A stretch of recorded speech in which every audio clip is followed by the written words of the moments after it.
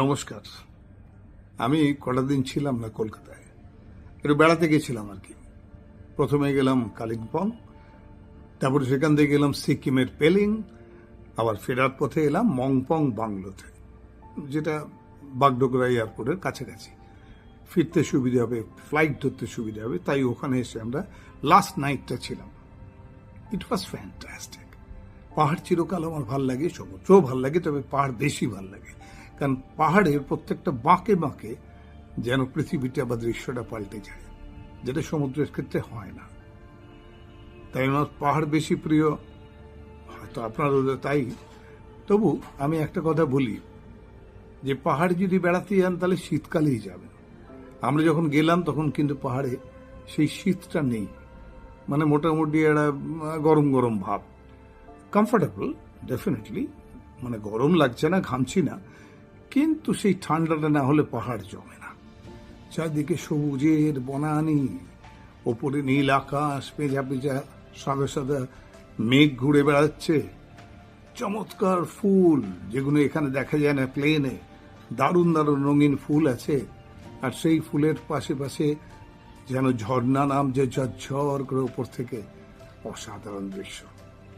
আসুন, আমি প্রথমে গেলাম কালিম্পং, সেখানকার ছবি তুলেছি সেগুলো আপনাদের দেখাই, মানে আমার এক্সপিরিয়েন্সটা আপনাদের সঙ্গে শেয়ার করি। আর তারপরে আমরা গেলাম পেলিংয়ে, মানে সিকিমের পেলিংয়ে, সেখানকার ছবি দেখাবো, তুললাম যেগুলো।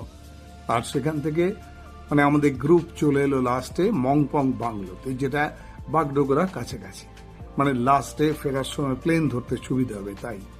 তবে সেটাও সাংঘাতিক হয়েছিল, কারণ আমরা ফেরার সময় অসম্ভব জ্যাম পেয়েছিলাম। একটা অ্যাক্সিডেন্ট হয়েছিল রাস্তায়, একটা গাড়ি পড়ে গেছিল খাদে, সেখান থেকে তারা গাড়িটাকে তুলেছে, 4জন ডেড বডি, মানে 4টে ডেড বডি তুলেছে। তারা 4জন ছিল, 4জনই মারা গেছে, কেউ বাঁচেনি। সেটা হয়ে গেছিল 2 দিন আগে, কিন্তু তখনও সেখানে প্রচন্ড জ্যাম, মানে একটা রাস্তা ওয়ান ওয়ে করে দিয়েছিল, যেটা 2 ওয়েজ, সেটাকে ওয়ান ওয়ে করে দিয়েছিল। সেই জন্য সাংঘাতিক জ্যাম হয়েছিল, মানে ধরুন কিলোমিটারের পর কিলোমিটার জ্যাম। সেইটাকে কাটিয়ে ফাইনালি আমরা পৌঁছতে পেরেছিলাম এয়ারপোর্টে এবং কলকাতায় ফিরে আসি। এবার সেই ছবিগুলো আমি গ্র্যাজুয়ালি আপনাদের যেরম ভাবে তুলেছি, সেই সুন্দর সুন্দর ছবিগুলো আপনাদের একটু দেখাতে চাই, মানে আমার এক্সপিরিয়েন্সটা শেয়ার করতে চাই আপনাদের সঙ্গে। আর তার সঙ্গে সঙ্গে আমার একটা কবিতা শুনুন, আমার নিজের লেখা কবিতা এটা। দেখুন তো কেমন লাগে শুনতে, নিশ্চয়ই ভালো লাগবে। Thank you. এটি আমার লেখা একটি কবিতা, ছেলেবেলাকে নিয়ে। আমার একটা আবিষ্কার, আমি জানি না ঠিক এই জিনিসটা আপনারা লক্ষ্য করেছেন কিনা। যখন স্মৃতির কথা, পুরনো কথা আমরা ভাবি, চোখের সামনে আসে, তখন সেটা সবসময় স্থির চিত্র হিসেবে আসে, কখনোই সেটা বহমান নয়। আর যখন ভবিষ্যতের কথা কিছু ভাবি, কল্পনা করি, তখন সেটা কিন্তু বহমান হয়ে চলে। এটা একটা আশ্চর্য অনুভূতি, একটা আবিষ্কার, একটু ভেবে দেখবেন। এই কবিতাটার নাম হল স্থির অস্থির চিত্র বহমান।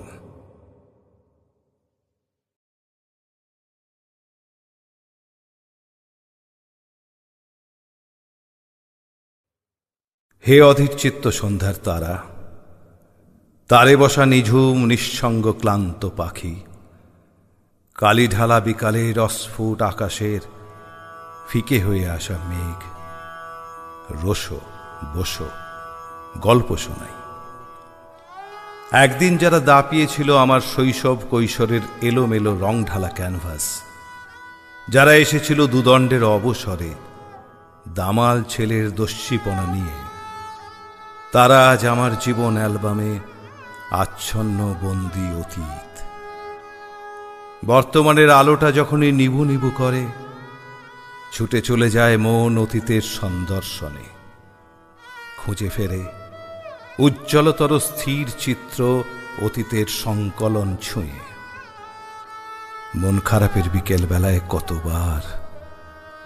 কতবার গিয়েছি তোমার কাছে ছেলেবেলা, কান্না ভেজা আধারে মাথা নিচু করে দেয়ালে হাত রেখে যখনই চোখ বুজেছি, তুমি ধরেছ আমার হাত সস্নেহে।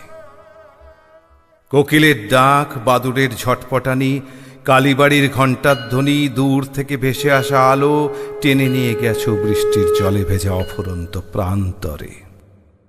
সামান্য ইট বাঁধানো পুকুর, এঁটো মেখে থাকা বাসন মাজার ঘাট, পায়ে পায়ে ক্ষয়ে যাওয়া ধাপগুলো তার।